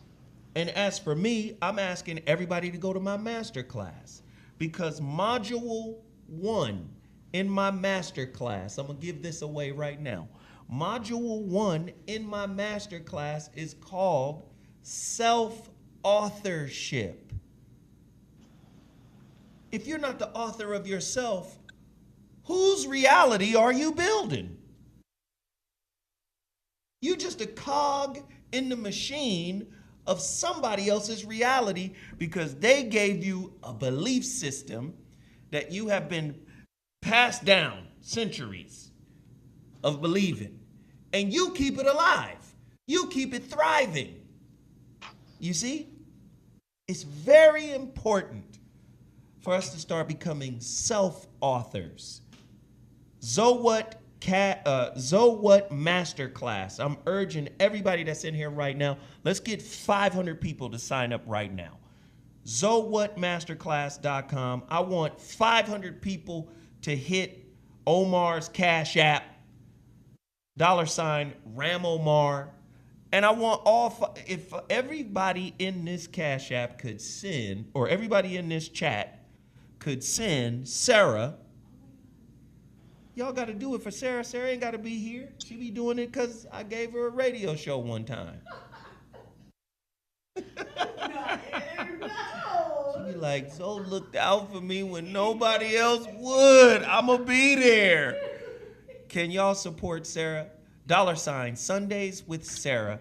Everybody, please send that girl $5, $10. Do it all at once. Again, the purpose of these shows are not to give you all the answers. They're just to give you a starting point. And then you go do some research. Omar, do you have any books that you can tell these people to go check? Do you read any of Gerald Massey's work? No, I've researched through it. So yeah, I'm familiar with his work, yes. Yes, I like Gerald Massey. Egypt, Light of the World. I love the parallels that he makes between Jesus and Osiris. I love those parallels. Jesus, Light of the World is a good one. The Mysteries of Amenta, that's a good one. Do you have any? The only book I always recommend to people is the book I did the cover for in 2013 from Egyptologists Robert Bauval and Thomas Brophy. It's called Imhotep, the African Architect of the Cosmos. Oh, wait, because I painted hold the on. cover. Let her pull that up. Pull that book up. Imhotep, the African Architect of the Cosmos. I painted the cover for that on behalf of Robert Bauval. So I always recommend that book for people that want to just get their foot wet into this type of story. So she can pull that up. Good stuff. Pull up. If you can get the cover, I want people to see it. Yeah. African, yeah. Architect of the Cosmos, yes. Imhotep, the African Architect of the Cosmos. Yeah. So earlier, the good sister, I love Michi X. Earlier, the good sister was in the chat and she was asking the question, how is this Hotep shit gonna help get the white man off our back? And the reality of it is, until you become the author of your reality, you're going to be a worker and a participant in somebody else's. And what drives everything that we do? There's a story for our relationships. There's a story for politics. There's Christianity today, modern day Christianity is built on testimony, my story, and this is how I got here. And all these clinicians and psychiatrists and all these people will tell you, psychotherapists, they'll tell you, you got to break up with your story of victimhood. And what you fail to realize is the story you accepted, the spiritual, religious, dogmatic story that you've accepted from your oppressor is part of your oppression. So if you don't break up with that story, you will never truly be free. This is why we sat here patiently and listened to Omar walk us from 3, 4, 5, 6, 7, 30,000 years ago up to today. This is why we're giving you examples in movies, how they're repackaging the same ingredients. Omar said you need some ingredients to build a type of story that will tug the heartstrings and have you in. This, you remember the movie that Mel Gibson did, Passion of the Christ? Yeah. Do you know how good Christians felt about actually seeing it? It was like the Bible came to life.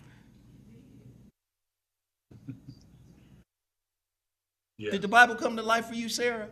Oh, yeah.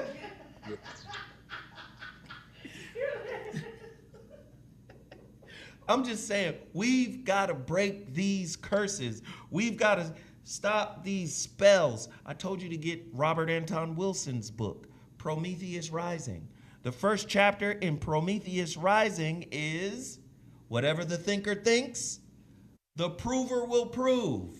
There's the book Omar did leave it up. There's the book Omar did the cover for. Whatever the thinker thinks, the prover will prove. That's chapter 1. Our central nervous system works that way. There's so much information coming in that our central nervous system will create a confirmation bias for information that we agree with. You agree with mainly what you've been conditioned to believe is true. We had to go through this class today. The myth of Jesus.